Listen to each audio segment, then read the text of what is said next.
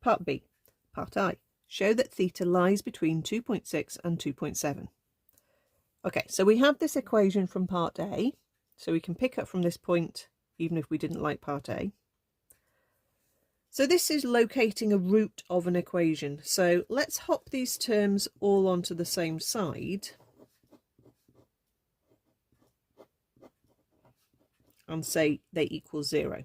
Okay, if I sub in theta as 2.6, I definitely need to be radians in this question. I mean, the pi is a big clue. Okay, so let's change into radians and say sine of 2.6, take away 2.6, add 2 pi over 3. Okay, sine of 2.6, take away 2.6, add 2 pi over 3. It's really tiny.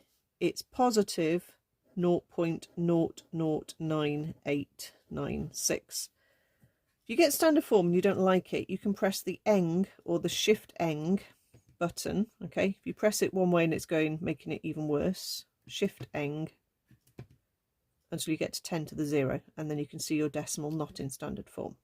Okay, well, that's positive. If I sub in theta is 2.7, hopefully we're going to get a negative.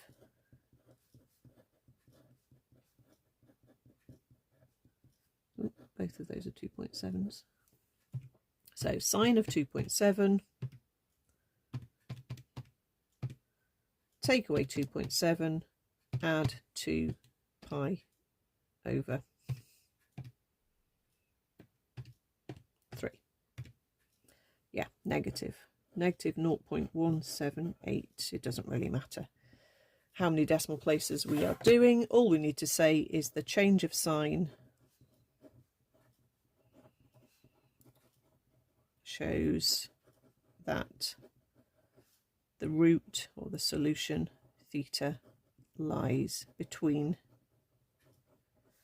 2.6 and 2.7. Okay, so if you were plotting the graph of this, which wouldn't be very nice, but you could get a calculator or a computer to plot that, basically saying that at sine 2.6, at 2.6 rather, you're just positive, and then at 2.7 you're negative. So somewhere you're going to pass through the 0. Okay, part 2. Starting with theta naught equals 2.6, use Newton-Raphson to find the value of theta correct to 3 decimal places.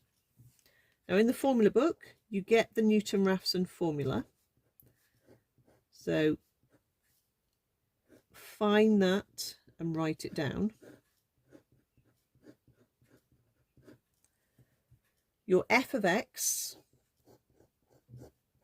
has to be all the terms over onto one side with equals 0, which is this expression we had here. So f of x is sine theta minus theta plus 2 pi by 3. Okay, and this is the Newton-Raphson formula. So within it we need the differential. Okay, so we have to differentiate first to get f dashed x. So sine differentiates to cos, theta as is basically like an x differentiates to a -1, and the 2 pi by 3 is just a number, so it's disappeared.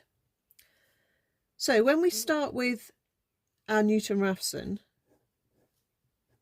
we can work out x1 by taking the value of x0 and subtracting the fraction, and then we want the function at x0 divided by the differential at x0. Okay, so what that really means is taking 2.6 as x0, we need the function with a 2.6, so that would be sine 2.6 minus 2.6 plus 2 pi by 3, like we did earlier, divided by cos 2.6 take away 1.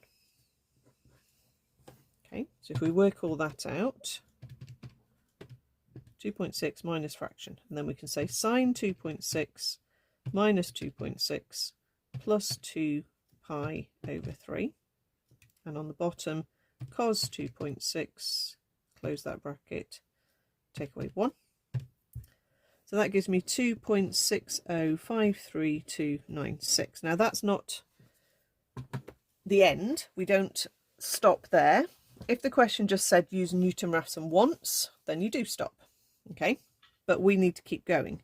So we're going to set up now our calculator so we can just keep pressing equals. So what we want is we need answer minus sine answer minus answer plus 2 pi by 3 over cos answer minus 1. So we need to type that in. Okay, answer minus fraction. You don't really need the big brackets around the fraction. Sine answer minus answer plus 2 pi over 3 over cos answer minus 1. Just make sure you've closed the brackets after the trig term. Okay, so hopefully we should just be able to keep pressing equals now.